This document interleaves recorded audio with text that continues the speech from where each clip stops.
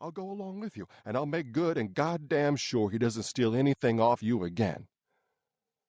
Joplin had his doubts, but decided to give it a try. With no contacts of his own anymore, little money, and less time, he really didn't have all that much to lose, did he? But he was not about to take Martin along with him. No need to do that. Scott Joplin was the king of ragtime.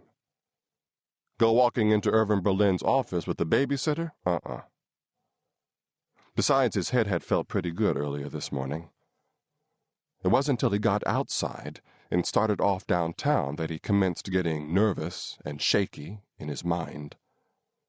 All this heat and humidity, all that noise, gasoline motor cars with their backfires, all the people pushing, yelling, waving their arms.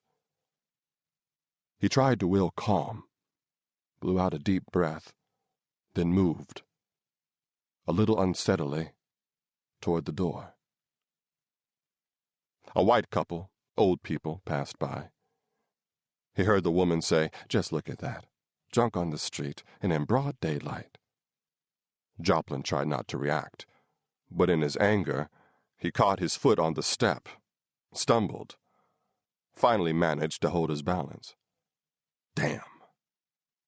Lottie had fixed him up right to go downtown, shaved him close, got him into his best dark suit and tie, but as far as that old woman was concerned, Scott Joplin was just another drunk nigger. But what was he supposed to tell her? No, he wasn't a drunk. Just that his brain didn't work right anymore because he once upon a time lay down in bed with the wrong woman?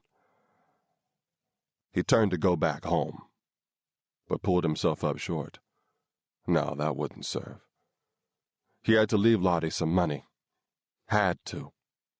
And besides, a man sees he's got no future, he wants to leave something of himself in the world. And what did Scott Joplin have to leave? No children. No paintings, no books, no buildings. Nature had filled his head so full of music there never was a moment's time for anything else. His blessing, his curse. If all his music disappeared along with him, better his mother would have gone to the old woman down the road and gotten something to put up inside her. So next day she'd have passed a mess of blood, and Scott Joplin never would have seen the light of day. He wheeled about, then walked carefully up the steps to the door, pulled it open, and went inside. Past the elevator, up the staircase. The third-floor hallway was stifling. He felt dizzy, afraid he might pass out. Guiding himself with his free hand against the wall, he made his way down the corridor and into the Watterson, Berlin, and Snyder reception room. Nobody there. He looked right, left, right again. A receptionist's desk sat between the takeoff points of two hallways. Two other passages ran back from the opposite wall. Joplin felt like he was standing at the hub of a wagon wheel. The wheel started to spin, sending the composer staggering toward one of the cheap wooden chairs against the wall opposite the receptionist's desk. He dropped his manuscript to the floor, fell into the chair, lowered his head into his hands. The wheel slowed, stopped. Joplin raised his head by degrees. Still no one in the room. Nobody waiting to show a tune to a buyer or hoping to bag a tune for a vaudeville act. No receptionist at the desk. The composer picked up his music, stepped cautiously across the room, peered down the corridor to the right of the desk. No luck. He walked a few steps past the desk to check the second corridor. Again, no one in sight.